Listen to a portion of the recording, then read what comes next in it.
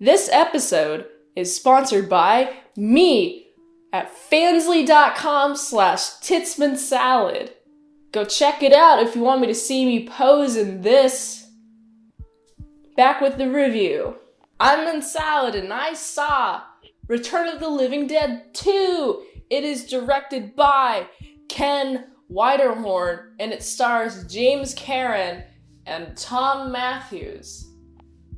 Thank you, Luke, for requesting this movie and forcing me to watch the sequel of the last movie, The Return of the Living Dead.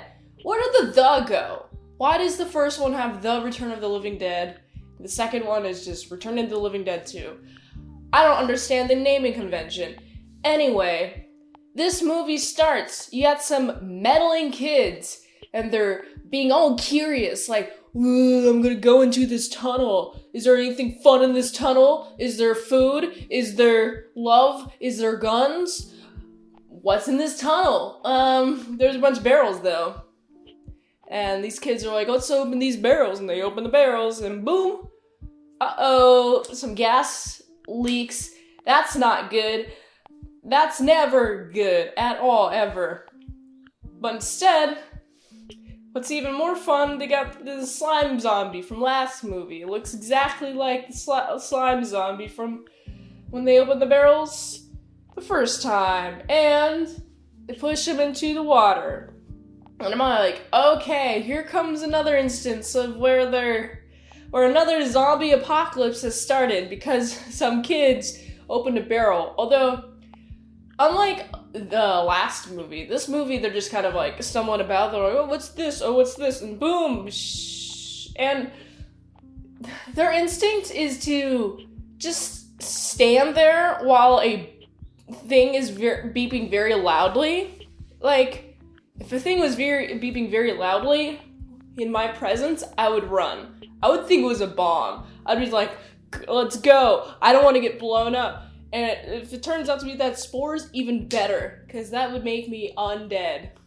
But the last movie, though, it was due to a supervisor trying to brag and trying to show this kid's stories, and I liked that a little bit more. But this movie is just like, two kids. Who are these kids?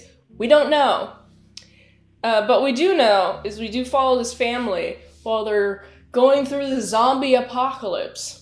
They're zombieing it up because there's just so many. They're surrounded. They just keep on coming and keep on coming. They don't stop coming and they don't stop coming and they don't stop. So many zombies.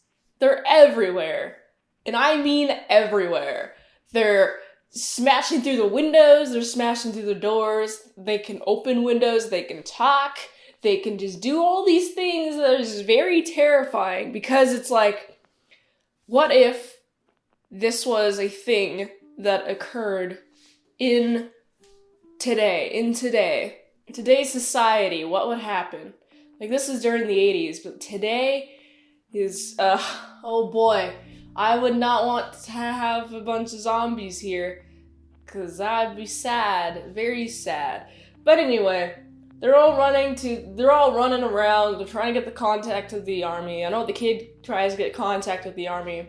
The army hangs up on him because it's like, oh, who are you? You're just some kid. Ugh. But it's like, army, no other number ever calls that number, I bet. So, if any number calls that number, you better pay attention to it, even if it's a kid. And that kid might have an emergency, and you're just flat out dismissing him. What's wrong with you? Come on.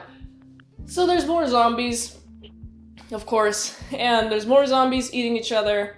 Some of the friends in the group that we follow, some of them get sick and turn into zombies themselves, and some of them just are sad because their friends are zombies. I wouldn't want to live in this world. This world seems terrifying, and it seems like nothing gets to these zombies. If you impale them, bam, they're not dead. They're just stuck to a wall if you impale them through a wall. You can't shoot them because they'll just keep on getting you, and then they'll just like full on get up close to you and then like brains and then chomp on your head while it's there. And it's like, no! Oh no! And it seems like everyone else is converting into zombies once their brains are eaten. And it's a sad, terrifying sight. And I wish there was more. I mean, the last movie had some more. Like, it followed a guy who it followed a group of people who caused the issue in the first place. But in this, it just seemed like, yeah, there's the two hooligans are also followed, but these are hooligan kids. They're just looking at barrels. Like, these barrels aren't being, like, exposed to, like, any adult. Any adult would have not opened those barrels, I don't think. But what's even more fun, you also got the parents and the other kids and, like, the uncles and such. They're like, oh, no, not all this zombieing. No, not our friends. No, whatever shall we do? And pretty much each one of them gets yeeted until here's something that finally works. Electricity. If you zap the zombies with electricity, they'll go down.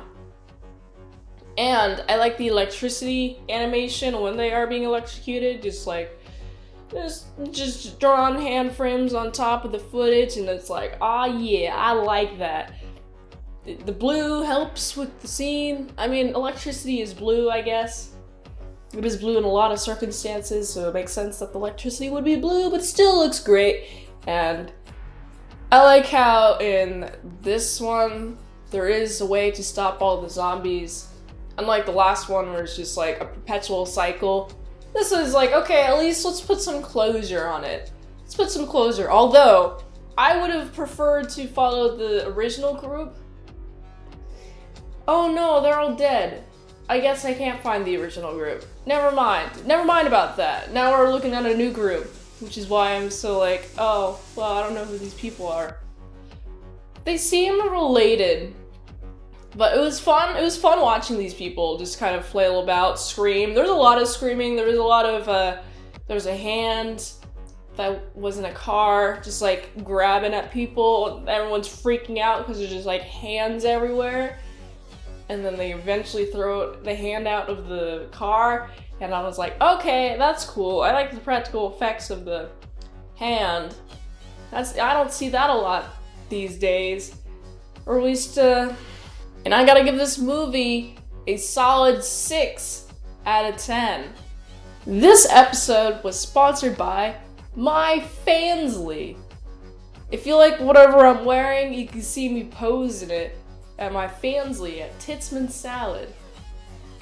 Go check it out. But also, patreon.com/ASEpresents for $3 a month for some daily vlogs and some extended mint salad saws.